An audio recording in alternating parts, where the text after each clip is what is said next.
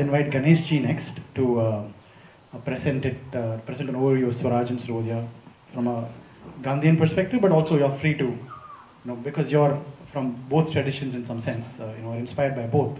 So you're free to take it wherever you like.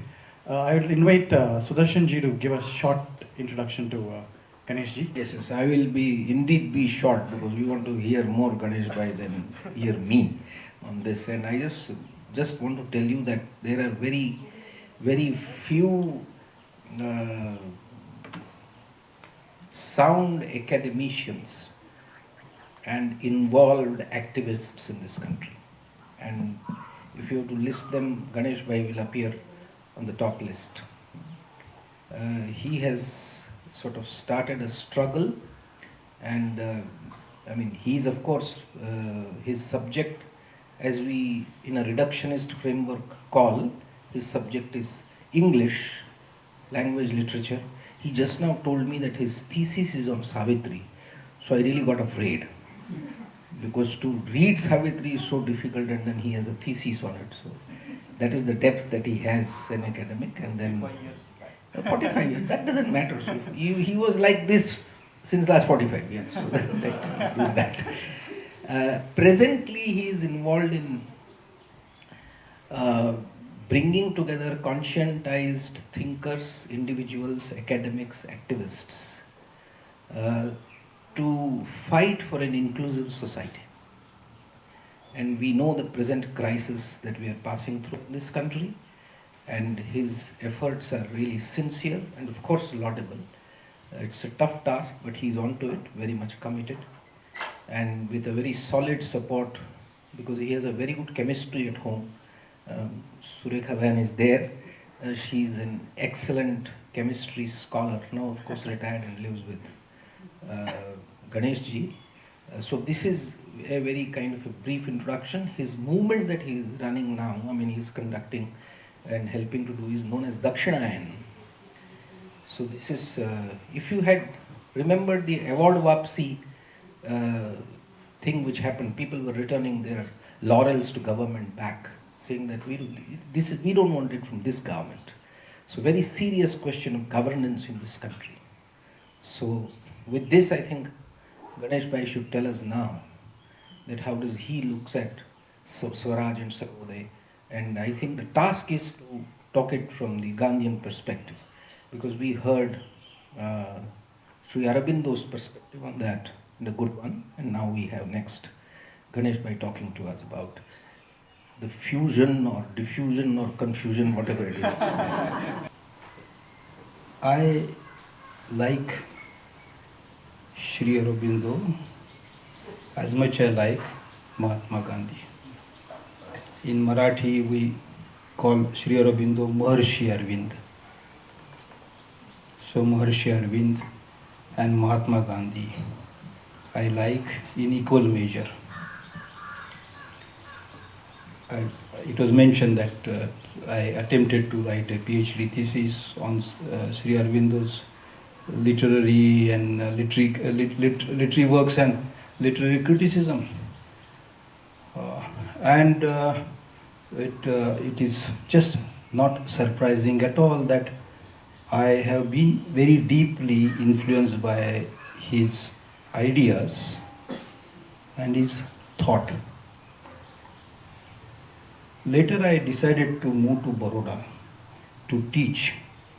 I was in Maharashtra, but I decided to go to Baroda to teach just because at one time Sri Aurobindo used to teach at the Maharaja's College. I went to the very same institution, to the very same department, and worked there for 16 years before I moved to a small village called Tejgarh, not very far from the temple on the Narmada bank where he made a 160-year-old yogi during his youth, the Ganganath temple. My village is called Tejgarh. When I was in Gujarat, I must confess that till then, I was a little scornful of Mahatma Gandhi. There were a few references also in Sri Aurobindo's evening talks, and not exactly appreciative. In Baroda, I was close to where Dandi is and where the Sabarmati ashram is. And I met a number of individuals, very distinguished individuals, who had inculcated the spirit of Gandhi, the spirit of freedom in them, and I admired them. Therefore, I came to like Mahatma Gandhi and Sri Aurobindo in equal measure. Once I asked Narayan Bhai Desai, who was an ardent follower of Mahatma Gandhi, Madhav Bhai Desai's son, why is it that Gandhi and Aurobindo did not meet any time? There's a little anecdote about it. How Madhav Desai had come here and sought appointment, but later I regretted asking that question, because that was a curiosity at the gossip level, and I should have overcome that. I should have decided, looking at their greatness, I should have decided to forgive both of them for not meeting each other. They were so great that they should be allowed a little vicissitude, a little attitude to others of their own times. And therefore I shall just not get into this question of, it is the same with Ambedkar and Gandhi. When so many followers of Ambedkar tell me that Gandhi was a traitor, and followers of Gandhi say that, oh, these Ambedkarites are so. I admire both of them. Their contribution is phenomenal to humanity, not just India. And therefore I had decided to overlook the differences between them. So I'll not get into the question of any personal angularities when we think of Gandhi and Aurobindo together. The need to think of them together is for the contextual reasons. It was mentioned that 1893, and that year is really remarkable. That's also the year by which in Bolpur, Shantiniketan was coming up.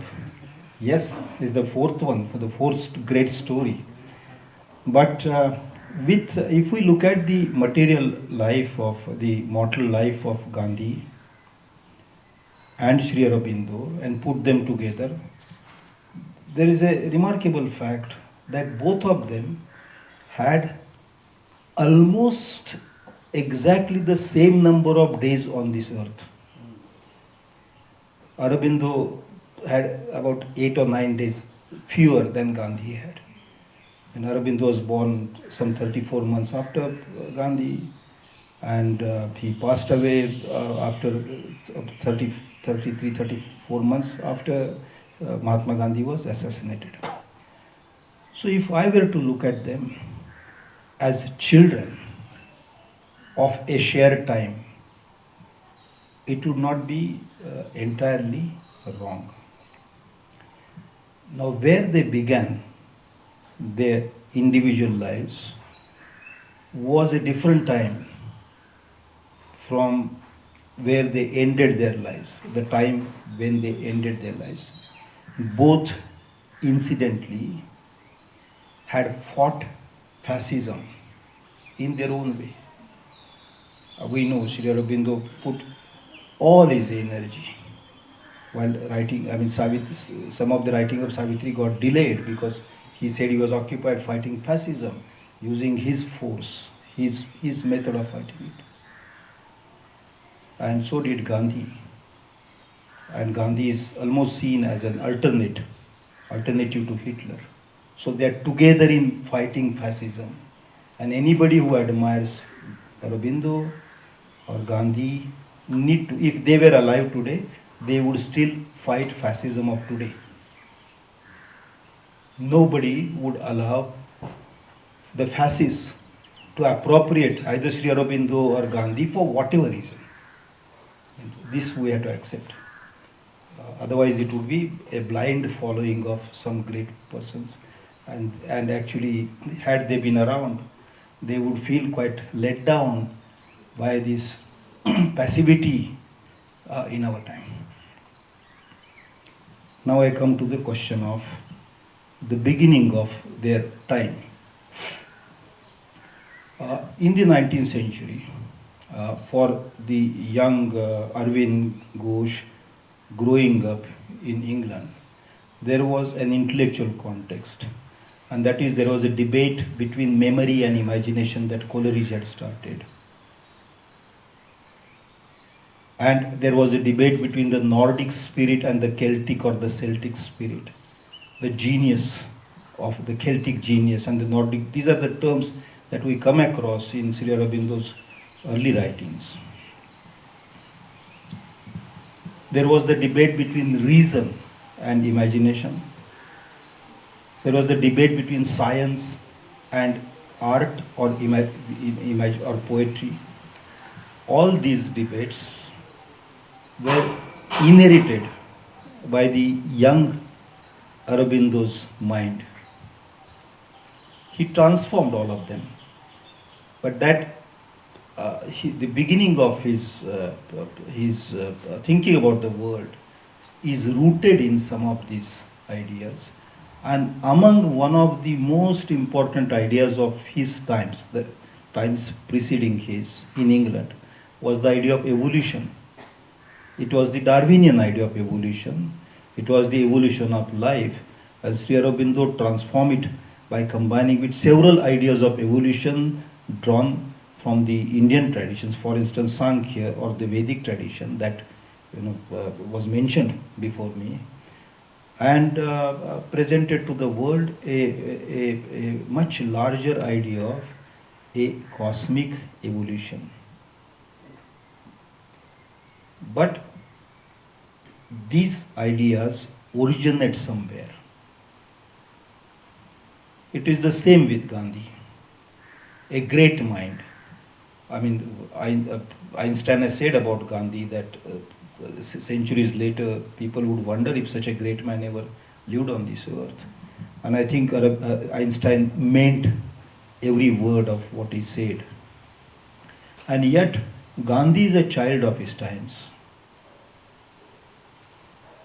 He read Ruskin and started thinking of, and John Ruskin's Unto This Last, which is, the title is based on an utterance in the Bible, the Holy Bible, and that is the very last in a long queue. When you reach that person, that's where your utopia is fulfilled. Ruskin was remarkably, notably reacting to the Darwinian scientific idea of a godless evolution. So in a way, Sarvodaya, which springs out of Ruskin's impact on Gandhi, is on the other side of the idea of evolution. In Sri Aurobindo and in Gandhi, these ideas find a reconciliation. So the divide in the ideas in Europe finds a resolution in the ideas of both Sri Aurobindo and Gandhi. But we need to note where the beginning is made. The idea of Swaraj. Thank you for mentioning the Surat Congress and the split between the moderates and the extremists, and how Tilak and Sri Aurobindo were on one side and Gokhale and others on the other side. During those years, 1906, the Nagpur Congress session, 1907, the Surat, 1908, that is when Tilak was tried for sedition, and he said in the court that Swaraj is my birthright. And in 1909, Mohandas Karamchand Gandhi, writing a little booklet called The Hind Swaraj, the word is making rounds. 6, 7, 8, 9, these are the years when the idea of Swaraj is in the air. Of course, Dayanand Saraswati had mentioned the idea of Swaraj. So had Shivaji long time back, and so had Sri Aurobindo in his poem Baji Prabhu. The word Swaraj, occurs there, but that is in the context of Shivaji. This was a different context, and this context has its beginning in the French Revolution. but the idea of that freedom, liberty, and equality, they go hand in hand. But a lot had happened in Europe since the times of Napoleon, uh, the French Revolution, the post-revolution betrayal of the revolution in Napoleonic Wars, and of course the unification of Italy, Germany. Many things had happened. It is in Ireland, this Celtic or Celtic spirit, of which Sri Aurobindo is extremely fond, and of which Tilak was also very fond, that the idea of home rule emerges, Swaraj, in that sense. And as you can see from the books kept there, the subtitle of Gandhi's book is Hind Swaraj, or the Home Rule for India. And it is Annie Besant who had brought the idea of Home Rule League.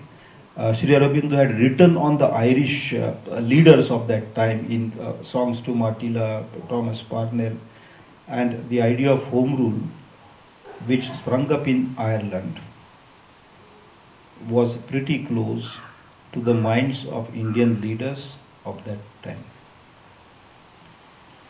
But this is only the seeding. These ideas were further deepened and developed.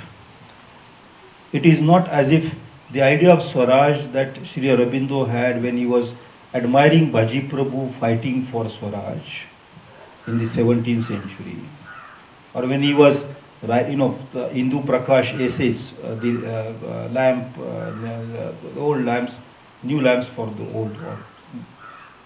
His idea of Swaraj had also changed. I would like to draw your attention to some of his very late writings, the very last writings. I mean, the world is more familiar with the writings that he did when he arrived at Pondicherry, the first 10 or 12 or 13 years. But post 1926, not much of, the work he did after that, apart from Savitri, the outside world is not much familiar. You would be with every page. Those who are fortunate to be in Auroville, you would be familiar with every page of his writings. But this is a bunch of essays which he decided to work upon again just a few months before he died. And I think in April 1950, he wrote this, completed writing a fresh, chapter, fresh part of a series of essays about what will be the future of the world governance. It's a remarkable piece of work for a person of his yogic depth at the age of 78. Yeah, he had 78. A person who had seen the defeat of fascism, the independence of India on his birthday, 15th August, and also creation of a commune which would take forward the idea. His writing praising the formation of the United Nations, the UNO, which by now has become defunct. But at that time, there was a great excitement. I refer to this.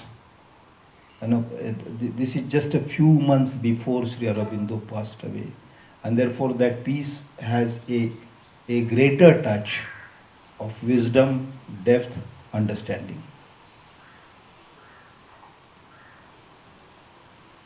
I mention this because among the three most important leaders of Indian independence, that is Tagore, Gandhi, Sri Aurobindo.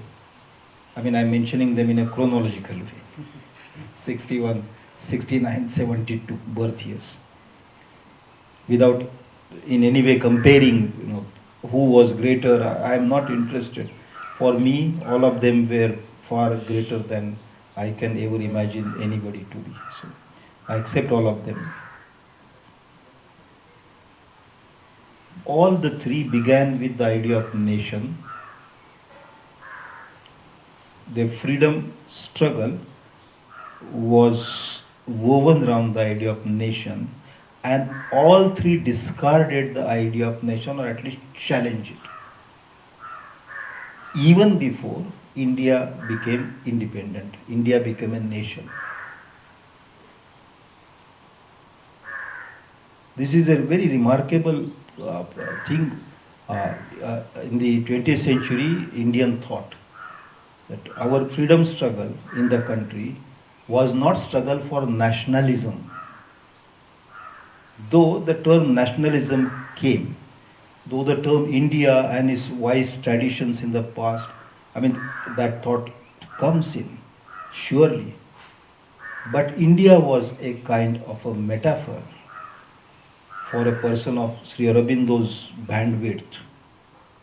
And he very clearly disowns the idea of nation. I'm going to read out a little line or two, just to reinforce what I'm saying, because many pseudo-nationalists are claiming Sri Aurobindo as their prophet. And therefore we need to know that that is not what he was saying. Well, he says freedom is for everyone to blossom, every collectivity to blossom, every existence to blossom into an ongoing, non-stop, never-stopping process of evolution. And for how long the idea of nation will remain, that is not sure. Self-determination is the right of the self, community, nation and humanity to decide for themselves. But in that, nation is probably the most fragile notion, and that's how Aurobindo puts his ideas in the last phase of his life. Tagore had started with the idea of Bharat Mata, Vande Mataram, but the ultimate he wanted was an Asian unity and a Vishwa Bharati. A Vishwa Bharati. And Gandhi, who created two institutions, one in Ahmedabad, one is an ashram. He created several ashrams in South Africa, and then two in South Africa, two in India, three in India. The ashram and a university. And when it was the time for going for the Dandi March, he took people from the university and not from the ashram. Because the ashram, in his opinion, was a laboratory for experimenting with truth. And truth, in his opinion, did not know any national boundary. Gandhi could easily say, after independence, India treats him as the father of the nation. But this father could say, I can leave this country and go to Pakistan and live there. He had absolutely no problem with that. He was not imprisoned with the idea of nation. He also said that if I do not succeed in solving the caste problem, I would rather continue to stay under the British dominion rather than becoming a free nation. I'm trying to say that Sri Aurobindo and Mahatma Gandhi put before us an idea of Swaraj, which was not the idea of freedom that the French Revolution had presented, which is freedom for an individual within the collectivity of a society or a political structure, but freedom where the consciousness of the individual is immersed in the truth value, the truth force, or the love force, or the ananda Sat, Chit, Ananda, as Sri Aurobindo would say. And it is that consciousness connected with the consciousness of the others, collectively taking everybody forward. This is a different idea of freedom. It's a different idea of Swaraj. Now, this idea of Swaraj brings us very close to the idea of Sarvodaya. Sarvodaya has four important elements. This idea goes back to the classical socialism. These four elements include the physical labor. These four ideas include equality at any cost, whether externally brought about or internally accomplished. Now, and of course, justice for everybody. The idea of Sarvodaya or socialism put into practice in the USSR as communism was not the idea of Sarvodaya that Gandhi preached. Gandhi made room for the individual consciousness. He did not explain anything in terms of material reality, not in terms of material dialectics for that matter. He made the individual the driving engine for the Sarva Udaya. Just as Sri Aurobindo made the individual consciousness as a very important part of attaining a collective consciousness. The dichotomy between the collectivity and individuality was dissolved both by Gandhi and Sri Aurobindo. Gandhi's assassination and Indian independence coincided with a few months gap. And we had the task of building a nation. His followers or colleagues rather than followers like Vinoba Bhave took the Sarvodaya idea forward and actually tried to actualize it by appealing to people to donate land, to give up things, to give gold and silver that they have, which can be put to use for creating Gram Swaraj, for improving the village profile in the country, and so on. Despite Gandhi's being a great leader in the freedom fight, the country after independence did not take his economic wisdom at all. Neither ideas related to education nor his ideas related to economy were accepted by all his followers who built the nation. I am not saying that they were traitors. I am saying they did their job fantastically well. But Jawaharlal Nehru created institutions in the country. And so we have still not made enough justice, given enough justice to his contribution. But Gandhi's ideas were set aside. The Bombay plan became the Bombay plan became the economic wisdom for India. That plan was prepared by some of the industrialists inspired by Gandhi, who brought mixed economy in India, and therefore within the framework of that mixed economy, freedom for everybody could not be accomplished. There were several state limitations set by the state structure. Gandhi was essentially against the idea of the state. Sarvodaya at the beginning was advocating a dissolution of the state. Sarvodaya did not want state. Sarvodaya does not want the presence of the state at all. Gandhi had used an abusive term in his description of his idea of Swaraj for the parliament. and he insisted on that. And probably he was very prophetic, looking at what is happening to the parliament, unfortunately happening to the parliament today. He said, the parliament, the sentence is, the parliament, members of the parliament are not known for doing anything by themselves unless they are forced to do it, any good for the society, unless they are forced to do it, and therefore they are sterile and like a prostitute. Several years, later when the book was reprinted, it was pointed out to him that this should be changed. He said, no, I will change some other words, but I am still, firm in my opinion about the British Parliament. The idea of socialism could not be incorporated in the state policies of India, though they were ideas of Gandhi,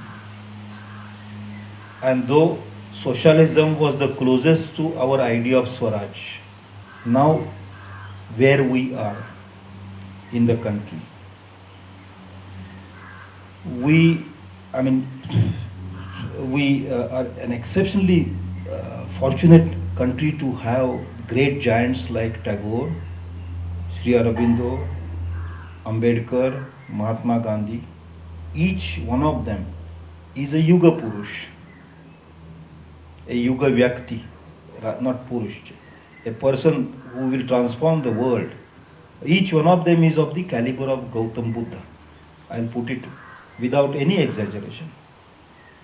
And yet, people in the country do not have the benefit of the lives of the people in the country have not benefited by their vision. So what we need to do is to take this vision back to the people. We might look like anarchists. Let us look like anarchists. We might look like anti-nationals. Let us look like anti-nationals. Nowhere in Sri Aurobindo's vast range of writings I have come across, except one sentence. I have nowhere come across any disparaging comment about the Muslims. Many Rashtrawadis think that, he is a Hindutva philosopher, which he was not. He has only once, probably maybe twice, used an adjective called the marauding armies, the looting armies, the armies that indulge in arson and looting, and only once. And that too, not in order to focus on that. He talks about the creativity and the energy in medieval era. He did not accept the British view of the Middle Ages as dark ages. He speaks of Mira, Tukaram, Kabir with great admiration, Chaitanya with great admiration. He translated the Oriyan, Bangla, Assamese, Gujarati poets into English with great admiration. He had an eclectic vision. He appreciated all eras. Even if he was against the rationality, he did not dismiss it. He has this great ability to explain the usefulness of rationality, and because in his view of the world, the integral view of the world, everything has its use in the process of the evolution. He did not have this selective amnesia or selective appreciation. For him, history is one single continuous process. Evolution is single continuous process because it is the wisdom of the mother. Evolution is the mother nature, or the force that is of whatever name you give, or he has given several times over in the Savitri epic or in his philosophical writings. We need to take Swaraj and also release for freedom for everybody, Sarvodaya, to the people once again. And for that, we will have to revolutionize education. We'll have to revolutionize this social structure. Sri Aurobindo did not fight actively against the caste, but nowhere he has advocated or promoted the caste. He is not fought against the Varna system as Ambedkar. He is not promoted.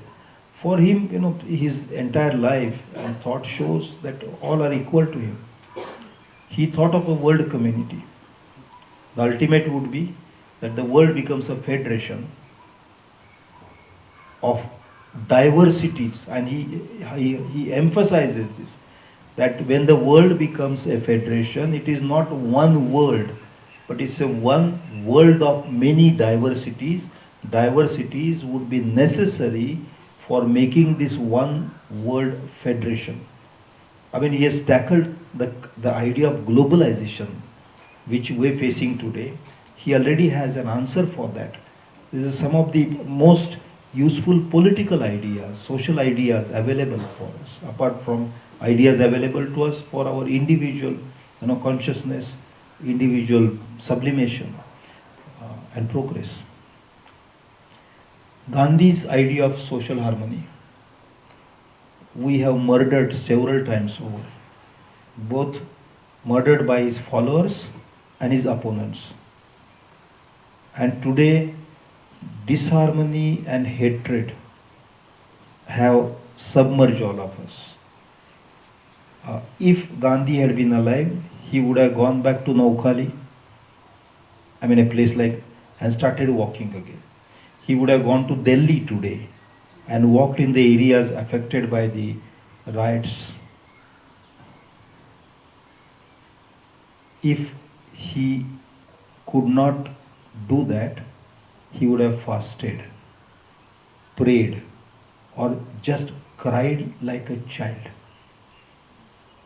And Aurobindo would have written about the world order today, when Turkey is facing dictatorship, Spain is facing right-wing rise, Italy is celebrating the Mussolini's 27th May. They had a parade in Mussolini's style salute and banners. Aurobindo would have written about these issues, showing how, while we are at a curve, we're just about to turn a new curve in human evolution, how these are retrograde forces and how we must fight them with whatever resource we have. Spiritual, economic, military, political, intellectual, whatever resource we have. He would have made us fight this. Now, I will conclude. Recently we heard from scientists that we entered Anthropocene. And Anthropocene is the end of the diversity, species, resources, beginning of an era where we living this earth charred and destroyed, and bringing about an end to everything. That we cross the several tipping points in terms of emission, in terms of climate change, temperature change and heating, all that. We heard from the scientists. And they're not joking. These are not empty threats they're providing. These are based on field observations, lab tests, and well-meaning conclusions. It is also the time when the new technology has literally impacted the human brain by changing the role of human memory. We have given up our memory to the artificial chip, and humans now do not like to remember and like their chips to remember things. And the human brain is now making space. This is what sciences tell us.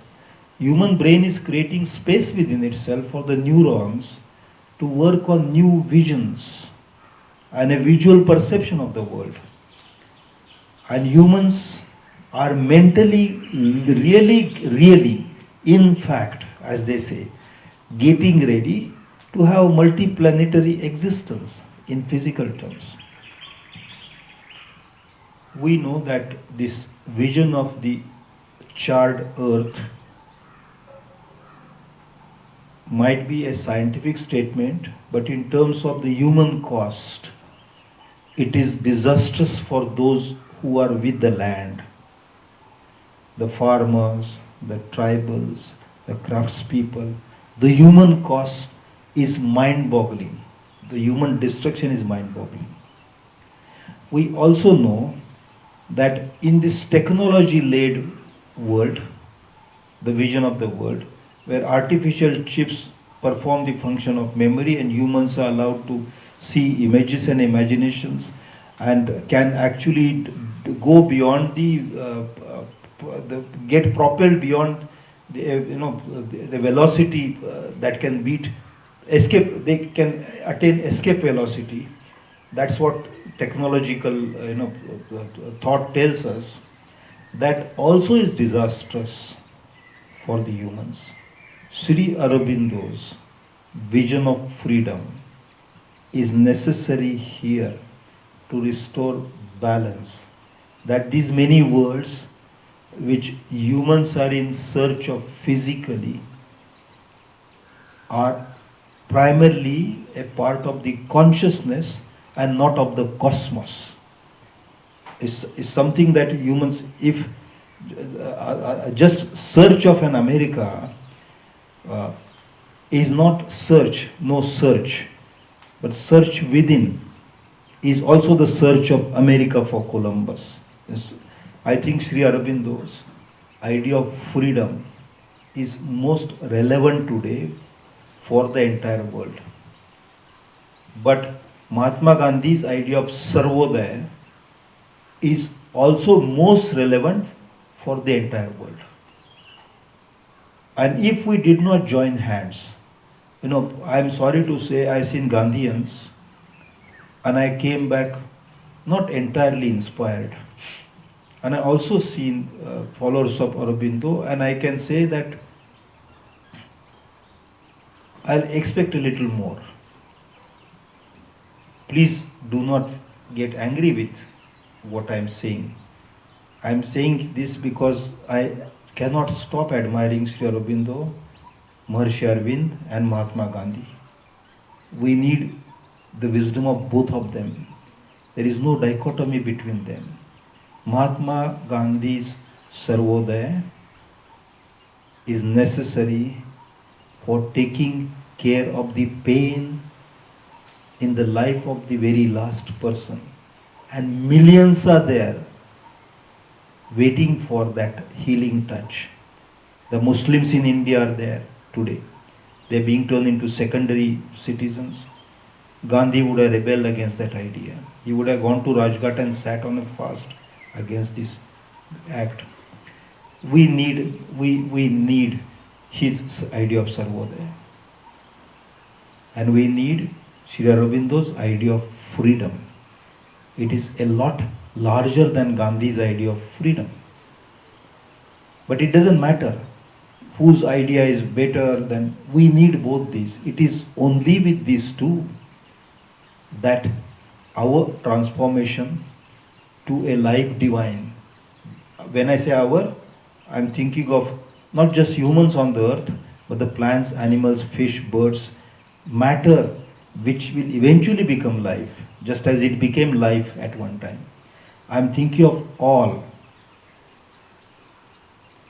I'm thinking of that line which Gandhi teaches me so beautifully. That is, he says, if all wisdom of the Hindus is lost, no problem, let one book be there. And if the entire book is burnt by some accident, let this verse be there, one single verse, which says that it is everywhere. Ishavasyam, absolutely everywhere. Now, we need both. The idea of liberty, liberation. In fact, among the earliest biographies of Sri Aurobindo, One of them was titled The Liberator. Sri Aurobindo gives us the idea of freedom, unlimited, it's as unprecedented idea of freedom. And Mahatma Gandhi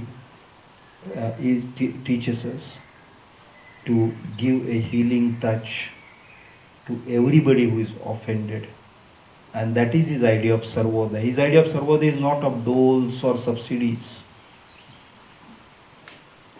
It is of essential unity of man with man, as I understand it. In Savitri, there is a very... when I first read that line, I thought I must think 100 times about what is being said. And that is, Satyavan says, when I look at the sky, I forget the earth. But if I look at the earth, I cannot see the sky. We need both. One without the other is incomplete. We in our time need to do the integration yoga, and in that integration we must bring Gandhi and Sri Aurobindo together for the better, for the good of the humanity, without worrying about whether Gandhi went to see Aurobindo, Aurobindo went to see Gandhi, did they write? I have seen 1,000 letters in newspapers and articles the day after Gandhi was killed. But I may not be wrong in saying that not much came from Sri Aurobindo, but I am just not worried about it.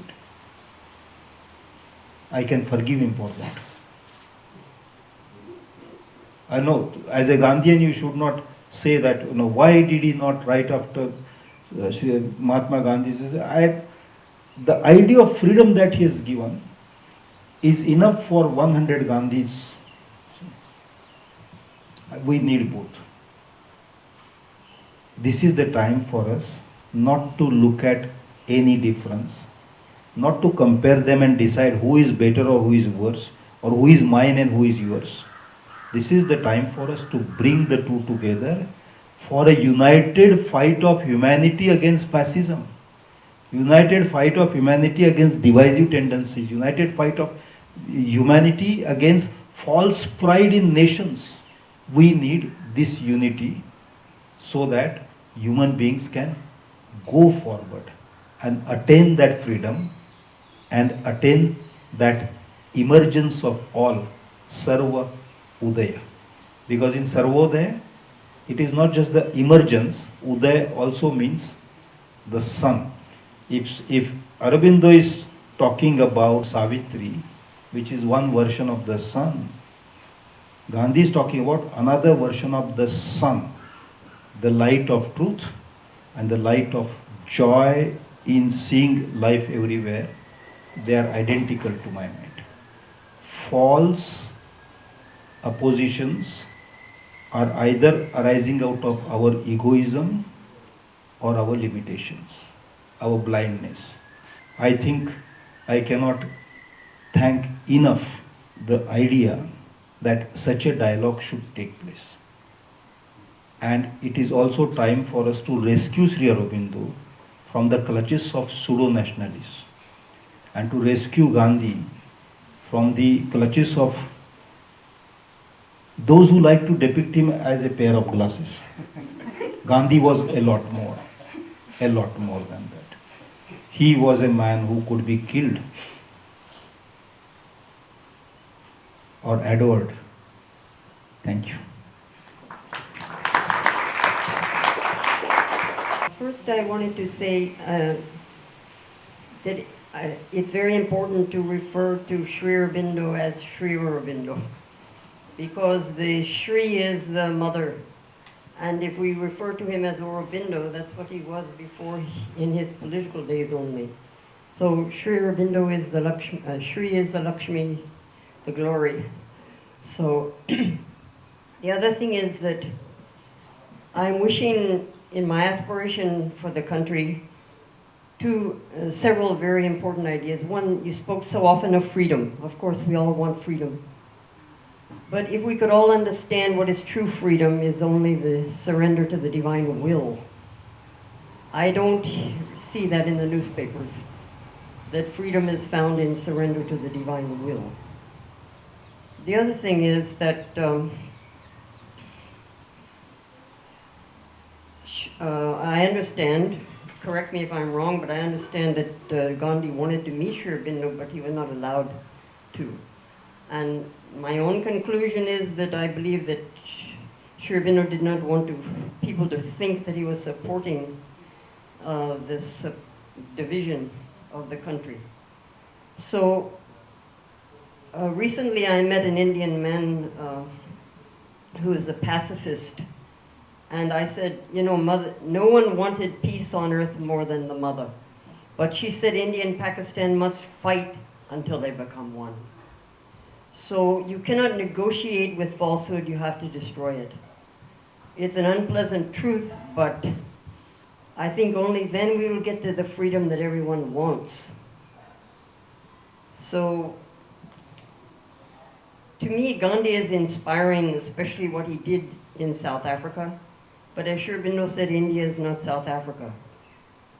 So, there was a gap there, but we are where we are today. And in one way, I like Gandhi's glasses because it's like saying to everybody, look at the trash that's all over. Well, pick it up. Let's become conscious of waste, because his glasses are the symbol for the Swachh Bharat campaign, you know. So that's another thing. So what I'm feeling is that, as it says out here, that the first thing is to look within to make the inner discovery. Only then we will have a country that is worthy of Sri Aurobindo and the mother. And she is the embodiment, she is doing the work. Rescue Gandhi, rescue Sri Aurobindo. So from what do we rescue ourselves? For myself, I can answer that question. And that is, if I see Sri Aurobindo being quoted wrongly or used wrongly for promoting hatred, it is my duty to go there and say that this is not what Sri Aurobindo wanted to say. When I say rescuing them, I do not mean they are helpless and they require us to rescue them. They are far greater than all of us. But the meaning of my sentence was they are being misused, abused. And that when I spoke of these glasses of Mahatma Gandhi, of course, the Mahatma Gandhi's glasses, if they help us to see garbage, but we can see garbage by ourselves.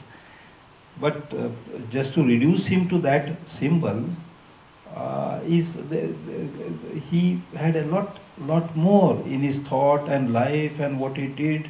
He was also a saint of a different kind, and so I'm saying that we should rescue them from people who are using them for promoting hatred, contempt, violence, falsehood. That is what. Now what should I rescue myself from is, of course, inaction. I would like to rescue myself from passivity, inaction. I would like to rescue myself from superficiality, snobbery, hypocrisy, ignorance, and that everybody, old habits of the mind, inability to change, inability to accept that life is a constant change, and my desire for status quo. I like to rescue myself from that. I can answer it for myself to the extent I can. Each one will have to answer that, because everyone's tayyari, location, role in life, role in society, they're different. They're different. I will not suggest any prescription for anybody. This thing about economy. Now, if one is to think of a revolution to take it back to the people, his idea of economy. I don't really know very much about it. But I remember one day I had spoken to somebody who was coming back from Africa, working there, and to see how much Africa has been, continues to be economically colonized and very dependent on. So he says one of the differences between what happened in Africa and what happened in India is that it decided to stand on its own feet. And I wonder if what he was foreseeing, perhaps that is something we will come to with a different kind of evolution of consciousness that requires another firm foothold, but it would probably not be possible at that point. And that was something which allowed India to stand for itself. And of course it went through this moment of completely collapsing and having to be revived and all that. My question is, how would you see that playing out now, what you said about his economic idea? We, of course, have political leadership all over the world, which, despite this realization, will not put that wisdom in practice. Because there is greed, and Gandhi's interpretation of violence was that violence arises out of greed. He picked up from the Gita, Krodhat Bhavati Sammoha.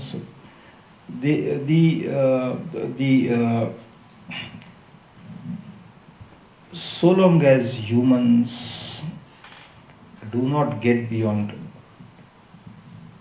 greed for the, a limitless greed, not what is just necessary, but what is unnecessary as well. We will be suffering from this, cornering of resources and short supply of resources on the other side. Now the state has to regulate this. But that experiment has failed. It has not become practical. And perhaps that is where a revolution in the consciousness is necessary. So it emphasizes, it underscores all the more the need for a revolution at the level of the consciousness. Gandhi was trying to suggest that, asking persons to look at themselves, think about their needs, learn to give up. He tried to revive the Jaina principle of aparigraha, which he did. Is it possible now to have that in practice? And I think what you're doing here is an excellent, I do not live here, but I know from outside. It is an excellent example. And now, if this is done on scale, in different forms, probably the world, at the economic level, will have a model. I have two questions. One is regarding Gandhiji. In one of my trips to US, I happened to meet some African American friends. And in our conversation, somehow Gandhiji's story came up. And the question I was asked by these African Americans was, how come in Gandhiji's own battle for the freedom of India, what did he do for the African race in South Africa and in general for the Africans in the world? What was his vision? That's my question number one. My question number two is regarding Sri Aurobindo. I wish you had read something that you wanted to quote from Sri Aurobindo's book on self-determinism. Anyway, later on I can take down that reference and I will read it for myself. But in that context, my question to you would be talking about the nationhood. And I do understand that Sri Aurobindo, in his vision, he talks about the larger freedom for Asia as one part of the planet. But in the evolution of each nation, isn't it important for one's self-determination that even India attains that nationhood? And if that is so, could we say today that India has attained a conscious nationhood, or are we still lagging behind, or are we going beyond? That's my question to you. Yeah, I am not aware of, if Gandhi, I am not aware if Gandhi did something for Africans. But when he was there, he did fight some unjust law very courageously. It was citizenship where some citizens were first-rate citizens and others were second-rate. He put himself out and he was ready to go to prison. And he took a long march with Kasturba, we know, and the law changed. Now this is one after which he had left. But he did impact some South Africans. I think Nelson Mandela is who said that he was impacted by Gandhi. Nelson Mandela did something. So, yes, so did, yes. So people in many countries have, just as there are followers, individuals influenced by, who accepted Sri Aurobindo's teachings in many countries in the world. There are people, individuals who accepted Gandhi's way of political activism in many countries. Actually, the style of protest anywhere in the world today has, just as it has invariably an element of Karl Marx, it invariably has an element of Gandhi in that protest. Gandhi, in a way, defined how to protest against injustice for the 20th century, and that has had its impact. That is, and I am content with that.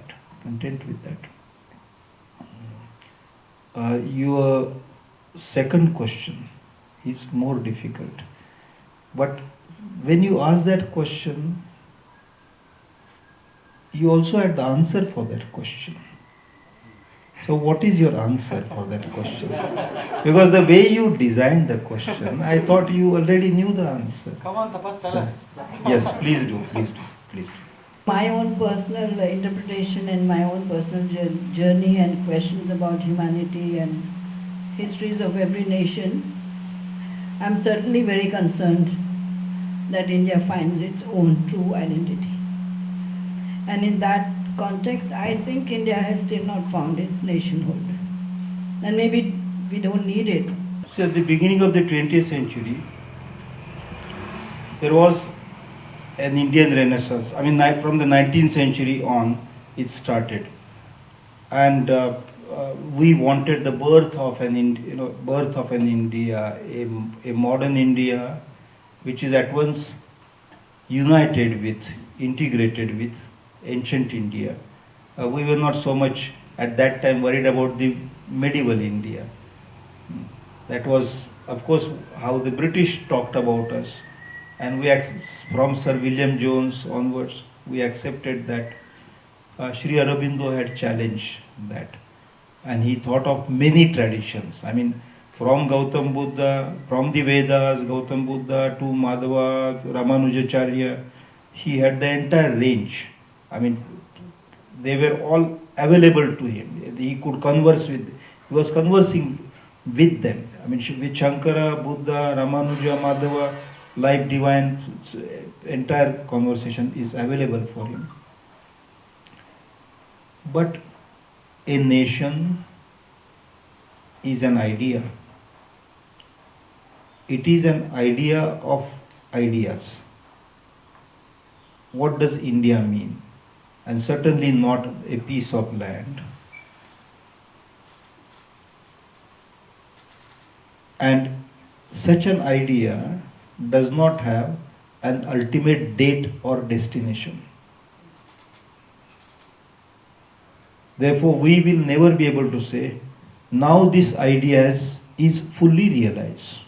Or for instance, joy, or freedom, justice.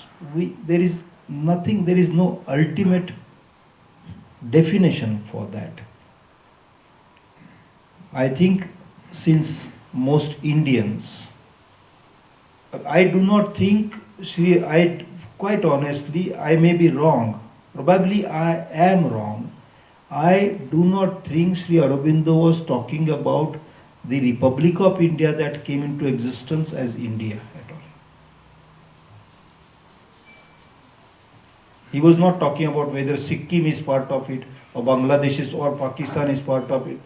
I do not think he, towards the end of his life, he was really concerned about this, because he had moved far, far ahead of these limited concerns.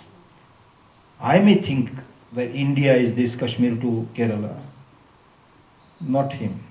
I don't, not my Sri Aurobindo, not my Sri Aurobindo. Maybe some Sri Aurobindo does, not my Sri. My Sri Aurobindo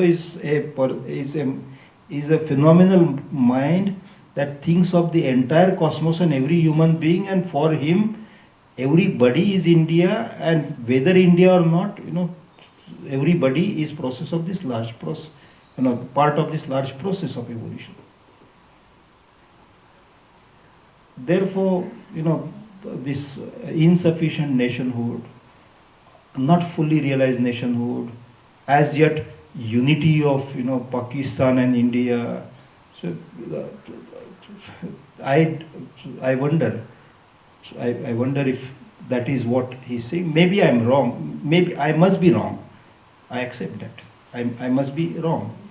But I look at him, when his lawyer went to the court to defend him after the, during the, this Alipur bomb case, he said he's a lover of humanity, prophet of nationalism. And prophets do not measure in kilograms and kilometers. That is what I'm trying to say. And we cannot reduce them to, I'm not saying you are doing it, I should not reduce his prophecy of nation to kilograms and kilometers. It's an idea of ideas. That is his idea of nation. Sri Aurobindo had such fantastic sense of humor, he could laugh at himself. And he said, I would be dead bored in the heaven which has no laughter. There's a, in his evening talks somewhere, it is there. He was capable of being self-critical. And he would like a community of thinkers that openly criticizes him, because that's how he will grow. Against humanity, what is wrong in it? As long as it is going to help humanity, what is wrong in nationalism? So let's understand it's a fashionable term to be no nationalism. So let us not get into that fashion, but at the same time, let us be realistic. So nationalism is an essential step. Of course, we should go beyond that. From family, we have to go to society. From society, nation. From nation to humanity. So nationalism need not be an hurdle to grow into larger humanity. That is one thing. And another thing, at the same time, let us not close our eyes to certain realities. Certain realities, of course, whether we like it or not, we are burdened with those things. So, like jihadi, or like now West has come out of the clutches of the church, but the church, it wants to hold the whole humanity. So they are having their agendas. Let us not close our ideas, close our eyes. So at the same time, we need not hate them. We need not hate them, but at the same time, we have to rescue ourselves from those agendas. That is also done. Let us not close our eyes to those realities. Please excuse me if I am a little bit harsh. Thank you. So, yoga is the basis for Sri Aurobindo's existence. Yoga is the basis for the entire ethos of this country, because it's from that which we get consciousness. Now, if you look at what has been created over here, or any aspect of Sri Aurobindo's life, you will not find a hint of anything that is contrary to yogic principles. The very first yama in Patanjali's Yoga Sutras is ahimsa. And although Gandhi was an ahimsavadi, in Patanjali's Yoga Sutras again, it says one who is established in ahimsa, there will be no himsa around him. His death was a direct contrafact. It directly contradicts the fact that I would say that Gandhi was definitely not a yogi. Therefore, to put Sri Aurobindo and Gandhi as equal or even trying to merge them, to me speaks of cognitive dissonance. And yoga creates non-violence. And so a conversation, a non-violent conversation is also an element of yoga between us. Patanjali had said that a good yogic practice will create non-violence around you. That is fine. Let's consider many instances in the past. Was Jesus Christ lacking in something that he was killed in such a brutal way? Yes, absolutely. I mean, He was. Gandhi and Jesus Christ. So was Socrates. So there is something lacking in Gandhi as a yogi, as a yogi, from your perspective. Gandhi would accept it. Gandhi did not claim to be a complete yogi. He accepted to be an imperfect person, and there is an element of greatness in that acceptance. They say, I think the great humility of Gandhi is admirable for me. I feel closer to him because of his humility. To be humble, to accept one's imperfection, is the beginning of moving towards perfection. This man was trying his entire life to move away from, he has described his journey in his own way. He was trying to make sacrifice. At least we can accept that Gandhi's sacrifice was true, that he sacrificed personal comfort, his career, he gave time for going to prisons, in prison for this country. Ultimately his life was lost, he gave that life. One small indication that he was capable of becoming a yogi, that when he died he said, "Hey Ram." He did not say, "Curse you." I think the ability to forgive the offender is a mark of peace, not of cowardice. Not of cowardice. And to that extent, there is no harm if we accept that here was a phenomenal person. One does not have to be a slave of Gandhi or Gandhi's thoughts. Gandhi himself did not like the slaves of his thoughts. He used to tease them, he used to get angry with them. Gandhi accepted people who disagreed with him with love. Jinnah and Gandhi disagreed. Gandhi went to Jinnah's house 23 times in Bombay to request avoiding the partition. He was, at least we can say, he was a little better than a person like me or somebody else in not being egoistic. Gandhi was trying to overcome his limitations, and that struggle also is quite attractive, quite poetic. And yoga accommodates all stops, the beginner, those who progress, those who accomplish, those who are at the highest level.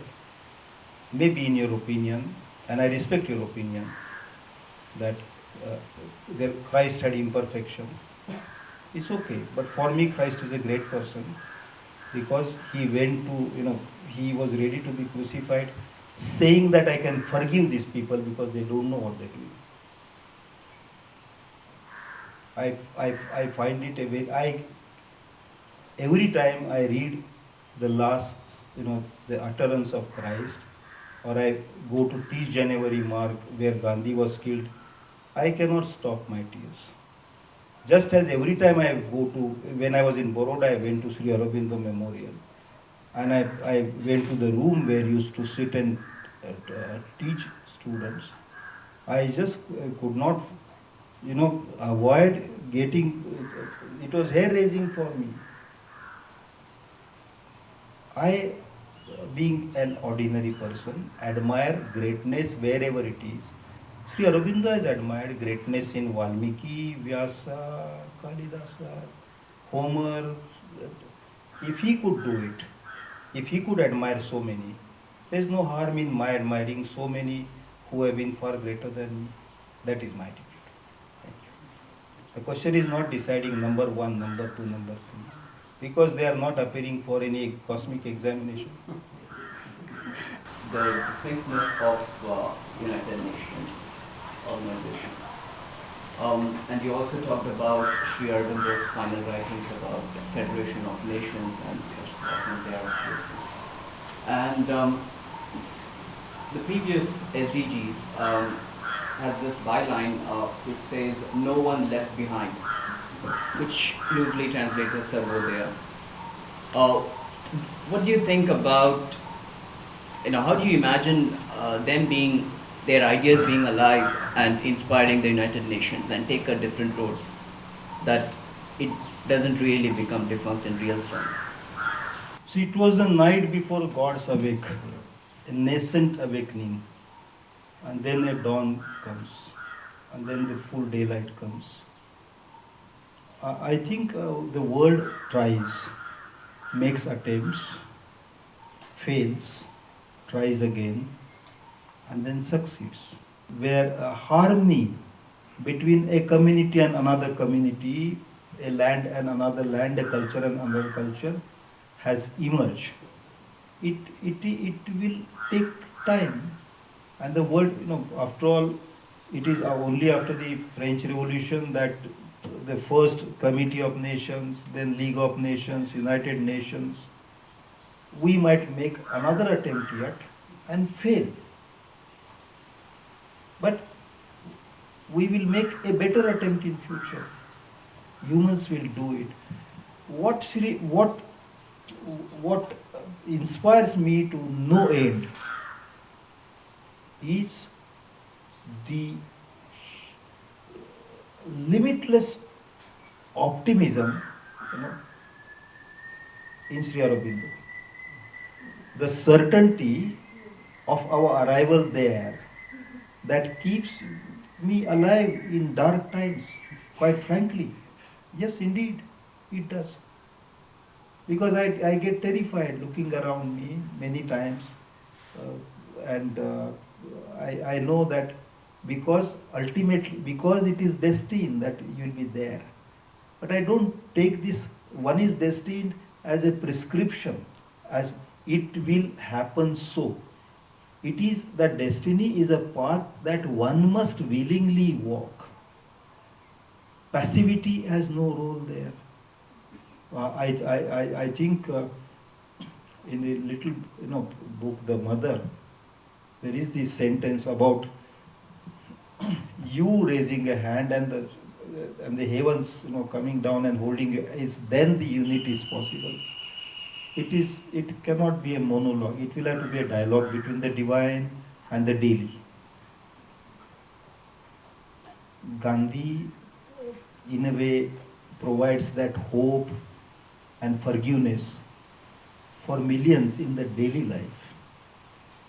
Sri Aurobindo gives us hope that the divine and the daily matter of the mundane will meet, and a bridge, a rainbow, like bridge, will be there, and we will be in a transformed world. And that's where I find both of them necessary. Excluding one and only following, is not, it is possible. Millions have done that, thousands have done that. But I want both of them. I want both of them. They make my idea of the world far, far superior than the idea of the world that is possible for me if I were to walk with one alone. Thank you. The bigamy of faith or the divine marriage or whatever you call it is all right. All right. All right. Out of many issues you have gifted us to think further, even the issue of state and anarchy, I would like to pose here the challenge of further transformation of the idea of state and a kind of contemporary creative manifestation of anarchy, which both Sri Aurobindo had advocated. They were critics of state. And my second query is that your invitation for us to integrate Gandhi and Sri Aurobindo also is accompanied by a transformation, a rethinking, which might again sound a little bit of challenging for us who are groomed to relate to these as followers. But there is also a challenge of rethinking both Gandhi and Sri Aurobindo, which would constitute a kind of transformative frames of integration. And it is in that sense I would like to request you to elaborate what are some of the ways we would have to rethink and transform both Gandhi and Sri Aurobindo.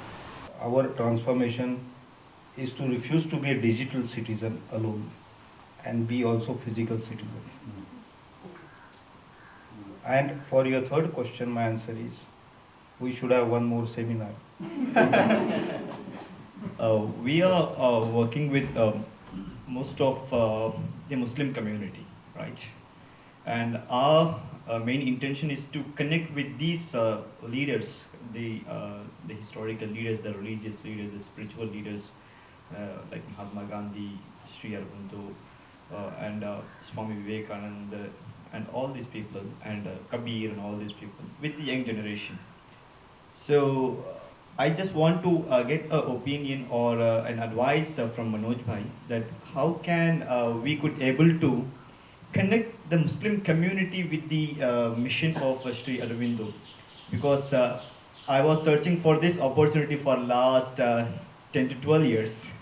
Now with the help of Naveen Bhai and Sangeeta, we got an opportunity to come now to get this education, connectivity and all these things. So I need some guidance from you so that we could be able to connect these people also with the mission of Sri Aurobindo. There were two historic attempts to bring that union. One was Akbar's, other was Guru Nanak. And Akbar's attempt was further deepened by Dara Sukhdev. Yeah. He was the perfect blend of both, where I would say today's Sufi movement, the love for the divine, that's where the two meet. And if we can enter through that doorway, we are together.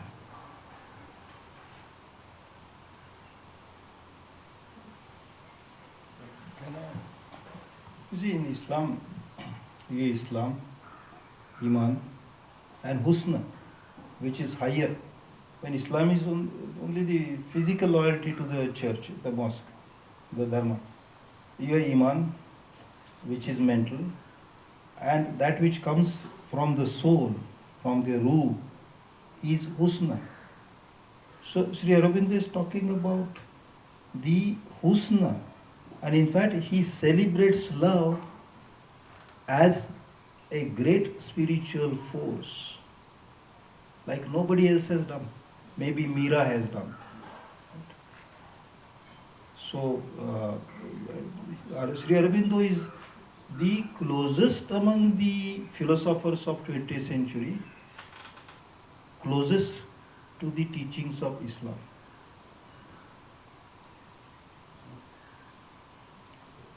But somebody has to write about him, somebody has to talk about him, somebody has to introduce them. It is not the question of conversion of Muslims to some, because Sri Aurobindo did not establish a religion or a cult or a church. It's a way of life that Muslims, Christians, Parsis, Hindus, whoever, once you start thinking with Sri Aurobindo, getting close to him, one loses the meanings of traditional churches and temples and mosques altogether. But he is among the Indian thinkers of the 20th century closest to Islam in many ways, more than one ways. But I'll not get into that just now. And I feel happy that he is there. He is the Sufi among the philosophers. He himself was a poet, a great poet at that. Before we end, thank you so much, Ganeshji and Manoj Bhai. Before you leave, may I request Arun Bhai to give small mementos to our speakers. He spoke first. Okay, to Manoj. 1, 2.